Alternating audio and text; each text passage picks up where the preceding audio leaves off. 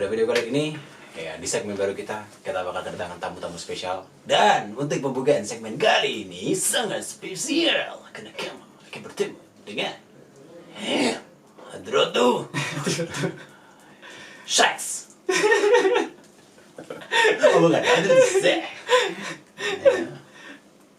Saya kedatangan tamu yang menarik. Selamat datang, Mas. Ya, selamat datang, Mas. Sangat ya. Pada segmen kali ini memang ini cukup menarik karena kita bakal kedatangan tamu-tamu spesial, dan untuk pembukaannya kita kedatangan teman sekaligus guru spiritual saya.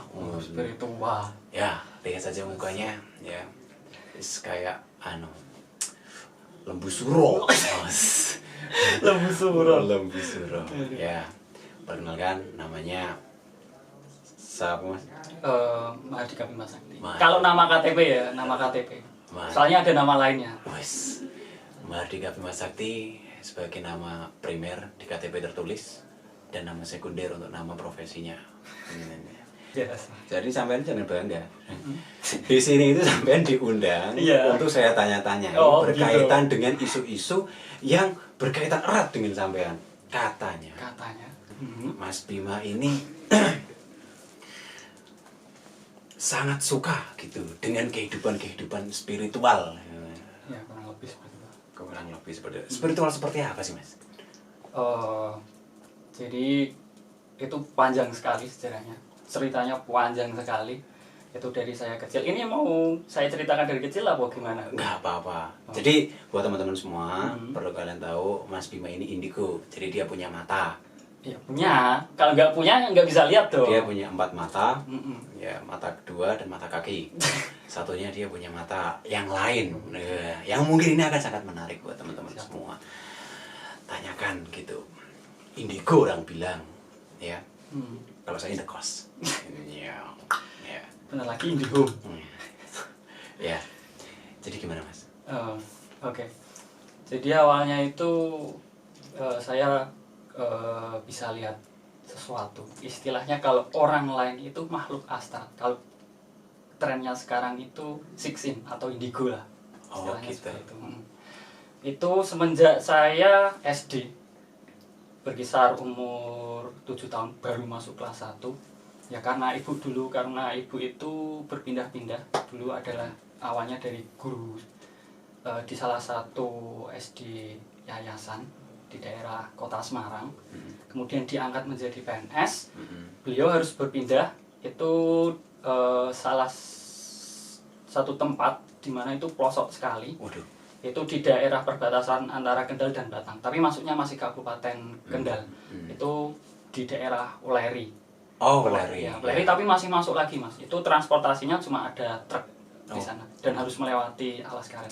Ya, berawal dari sana. Dulu kan baru ada SD Imres. Jadi di sana itu awal mula, yaitu tanpa istilahnya saya sadari ya, secara langsung. Itu awalnya itu di depan SD, karena di depan itu ada pohon beringin besar. Ada pohon beringin besar di sana itu, kayak ada anak kecil masih seumuran saya. Ya itu saya pikir karena saya baru pindahan dari sana. Saya pikir ya orang biasa, tapi dia jarang masuk kelas, kenapa? Jadi penasaran gitu ya. Ada anak di depan pohon beringin. Di bawah pohon beringin. Mungkin nggak punya bangku di kelas. Bisa jadi. Nggak bayar SPP.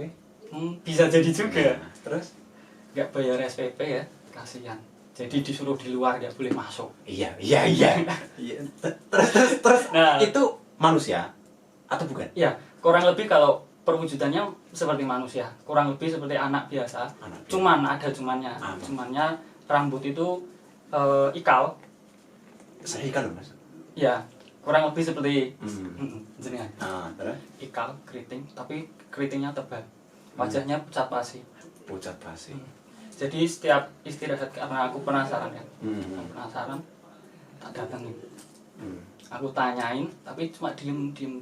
Tapi selang beberapa hari itu udah nggak kelihatan lagi. Itu awal mulanya di situ. Itu pertama kali saya melihat sekitar umur 7 tahun. Itu ketika sampai lihat ada anak kecil di situ, pernah nggak mungkin teman-teman yang lain ditanyain mereka tuh lihat nggak anak kecil itu.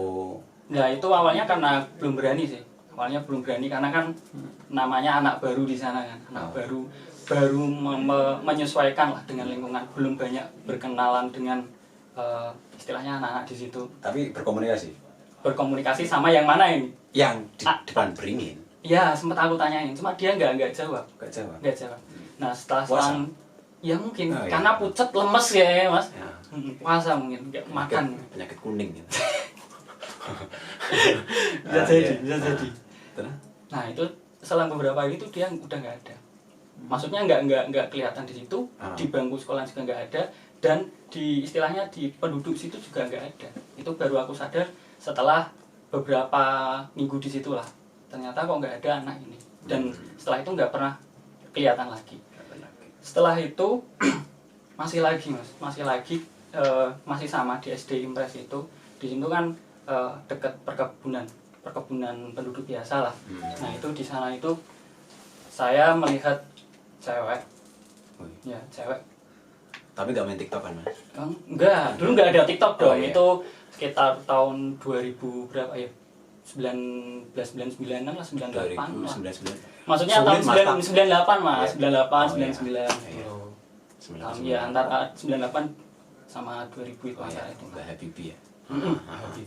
Terus? Nah itu tapi nggak tak tanyain, itu cuma melihat terus habis itu pergi. Nah jadi kayak di perkebunan dia ya menampakkan diri gitu, habis itu hilang slingnya gitu. Dan aku nggak tahu, dulu belum paham karena jujur saja karena orang tua itu basicnya umum dalam artian Tidak menyentuh hal-hal spiritual. salah satunya itu. Dan mohon maaf sebelumnya, untuk agama pun istilahnya ya paham itu agama, tidak lebih ke yaitu tadi spiritual gitu. Ya, ya pokoknya Islam ya. Ya pilih Islam. Ya Islam seperti itu. Nah setelah itu udah nggak pernah lihat lagi sampai ibu dipindah tugaskan ibu meminta mutasi itu di daerah SD Pegandon Kendal, itu sudah agak kota. Di situ aku mulai lihat lagi awal-awal di SD sama cewek, wujudnya cewek. Kalau orang-orang bilang katanya kuntilanak lah. Itu di WC. Cewek apa perempuan? Kalau cewek kan kecil, kalau perempuan kan gede. Oh gitu ya, berarti perempuan mas. Tapi kalau kegedean biasanya nggak gombel. Ya kegedean itu mas. Oh, iya. Kegedean itu. Tapi memang apa namanya, ketika pertama kali dapat pengalaman lihat satu anak di depan pohon beringin, lalu kemudian lihat ceweknya itu sering gitu kan, berarti kan sering otomatis kayak dapat visual seperti itu. Pernah Nah, surat terus gimana? Nah itu aku samping SD ada lapangan SD itu, terus sampingnya rumah dinas itu agak berjauhan dengan rumah yang lain. Konon katanya sebelum aku tahu rumah itu angker. Nah saya sering di rumah itu tuh kayak melihat hal-hal yang di luar logika. Alasannya kenapa ke rumah itu? Ya Sampai karena rumah? enggak kan, karena memang diberi istilahnya, ibu kan masih baru diangkat PNS. Oh gitu. Itu kayak rumah dinas. Nah, rumah dinas penginapan. Berarti oh ya. Nah Asupan sampai negara, ya. terus. Nah sampai itu pernah kalau orang bilangnya itu wujud pocong lah. Itu sering nggak sekali dua kali. Candy Ghost. Candy Ghost. Itu tidur hampir bareng terus sama dia. Kamu? Sampai suatu hari. Kamu tidur sama dia? Itu siapa cowok? Ya nggak tahu lah, nggak pernah dibuka cewek pocong. Enggak, tapi apa namanya, kayak semisal ada pocong, kamu tidur bareng kan dikira kumpul-kumpul. Iya sih ya, sebenarnya ya. Takutnya kan kalau cowok dengan cowok kan aman. Takutnya tapi kalau cewek dan cowok dan mungkin sampai udah balik gitu loh. Ini kan bahaya. Artinya kan ada silang gen antara perpocongan dan permanusiaan duniawi kan gitu. Iya. Makanya terus. Nah itu ceweknya nggak kelihatan, soalnya wajahnya itu ketutup nih mas. Oh ketutup, maksudnya nggak kelihatan? Nggak kelihatan, tapi wujudnya ada. Aku sudah sempat cerita sama bapak ibu nggak percaya. Sampai suatu hari simbah saya, kakek saya, ya alhamdulillah beliau, kalau saya mengatakan beliau seorang kiai, karena simbah buyut juga seorang kiai. pernah mondok di pesantren dan mempelajari beberapa, ya enggak sih, enggak beberapa, banyak ilmu hikmah. Jadi istilahnya kalau zaman sekarang miradati, istilahnya bermuhasabah di rumah saya. Saya taunya Mira Santika. Iya, itu lagu dong. Mira, gitu kan. Terus miradati. Itu apa tuh? Jadi Simbah di situ istilahnya mendekatkan diri pada Allah dengan zikir dan sholat malam. Nah, setelah di situ Simbah di situ udah nggak pernah lihat seperti itu lagi. Di situ nggak pernah lihat lagi, di SD juga nggak pernah lihat. Entah mungkin secara tidak langsung Simbah sebenarnya tahu kalau saya bisa melihat hal-hal yang tidak Kelihatan. Baru itu sampai SMA. Oh, sampai SMA. Sampai Dan setiap SMA hari ya, hampir bahkan. Enggak, setelah Simbah itu datang ke sana, kan saya pindah ke rumah Sengkarang di daerah Kecamatan Suruh. Iya, itu negara bagian ya. Negara bagian, jauh banget Mas, Kabupaten Semarang, Ya. Jawa Tengah, saya masih tahu. Indonesia Mas. Saya nggak punya pikiran ke sana ya. Jadi setelah pindah itu, kan pindah SMP, itu pindah masih kelas 6, habis itu SMP. Setelah SMP masuk SMA di daerah Kecamatan Suruh juga.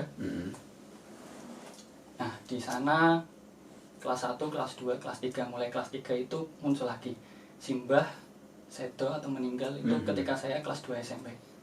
Mulai ada tanda-tanda kembali itu ketika kelas 3 SMA. Kelas 3 SMA waktu itu hampir mendekati ujian nasional. Nah, karena saya punya teman dekat sekali. Astral. Bukan. Oh, bukan. Ini Saya kira teman dekat sampean astral terus suruh ya, astral semua. nyontekin gitu kan. Nah, kan nggak tahu, kita orang kan nggak tahu. Kan ada yang kerjasamanya bagus gitu loh. Iya. Itu ide bagus. Aku belum pernah malahan Mas. Jadi aku bisa jual beli kunci jawaban ujian nasional ya. Lewat itu teman astral. Masuk akal. Sudah lewat. Oke, baik. Setelah itu kan pamit sama ibu. Itu sekitar jam 5 menjelang maghrib. Ibu berpesan, besok saja lah Le, orang udah mau maghrib. Enggak Bu, aku udah bikin janji sama teman. Soalnya aku nggak suka ngingkarin janji temen, itu nggak suka. Untuk depan kamera. Ya, terus sampailah di suatu pemakaman yang namanya makam kembar. Jadi kanan kiri jalan itu makam kembar. Kanan kiri makam. Suruh. Itu masih di daerah Bonomerto. Oh, Bonomerto. Ya, itu desa, masih Kecamatan Suruh. Oh iya. Jadi rumah temanku sama rumahku kan agak berjauhan, sekitar 15 menit. Iya. Naik motor itu lihat di sebelah kiri ada cewek pakai putih. Cewek terus, Mas. Aku nggak tahu kenapa harus cewek gitu loh. Terus. Rambutnya bajunya putih, rambutnya panjang. Ya kalau orang bilang tadi lah. Kuntilanak. Setelah itu tuh kayak blank, karena lama nggak, istilahnya udah nggak berinteraksi atau bersinggungan seperti itu. Ngeblank. Naik motor itu paham, ini kayak paham naik motor, cuma aku nggak bisa ngendaliin diri gitu loh. Nah, tiba-tiba goyang atau enggak, itu habis makam kan ada jembatan, terus ada tanjakan naik nyiri. Nah, di tanjakan itu kebetulan ada truk. Tanpa sadar itu aku nyalip tapi pelan, terus dari seberang jalan ada motor. Tabrak. Tabrak. Oh, tapi Anda selamat. Alhamdulillah selamat. Kalau nggak selamat aku di sini, nggak di sini dong. Oh iya benar. Tapi itu memang jadi linglung setelah itu jadi linglung, blank, istilahnya blank, bener-bener blank, kayak kaget, shock lah. Nah, setelah kecelakaan itu badan kaku semua. Itu padahal posisi pergelangan ini bahasanya apa ya? Plengse. Oh iya, melesat. Jadi ini ya. kelihatan, tulangnya geser ke sini tuh kelihatan. Sama bahu sebelah kiri ini retak. Di ronsen retak. Nah, itu awal mula langsung dibawa ke sangkal putung. Sangkal putung itu diperban semua, digigit. Ya. Kanan kiri nggak bisa makan. Hanya makan kan mulutnya, Mas. Iya, tapi tangannya gimana, kan nggak bisa Bos. Nyosor. Oh iya ya. Terus? Juga. Nah, terus selang beberapa hari, setiap malam itu aku kerasukan. Oh, kesurupan. Jadi awal kerasukan itu nggak blank, nggak bisa lihat apa-apa, gelap, nggak sadar, teriak-teriak. Nah itu yang tahu kan pertama orang tua bingung, akhirnya panggil Pak D sama keluarga terdekat. Kebetulan rumah saya berdekatan dengan keluarga. Nah itu ya sebisa mungkin keluarga kerabat itu mendoakan lah, membacakan ayat-ayat suci Al-Quran. Semoga diterima. Astaga. Oh enggak. Semoga keluar, cepat keluar, cepat sadar. Kalau cepat keluar ya. Apa itu? Enggak lama. Iya. Ya terus. Nah itu setelah itu sadar. Setelah itu ada kerabat yang menyarankan untuk tulangnya itu segera diobati. Sampailah ke daerah Pring Surat Temanggung, istilahnya Sanggal Putong, kali Sanggal Putong. Dan memang yang ini itu ditarik gini terus diklik gini, sakit tulangnya. Itu tapi langsung sembuh. Terus sama di sini di kayak di apa pijet sih, dipijet. Nah itu terus habis itu kayak dilapis. Itu cuma butuh waktu 3 hari itu sembuh semua. Nah itu kan di luar logika aku nggak nyangka kok 3 hari bisa sembuh gitu.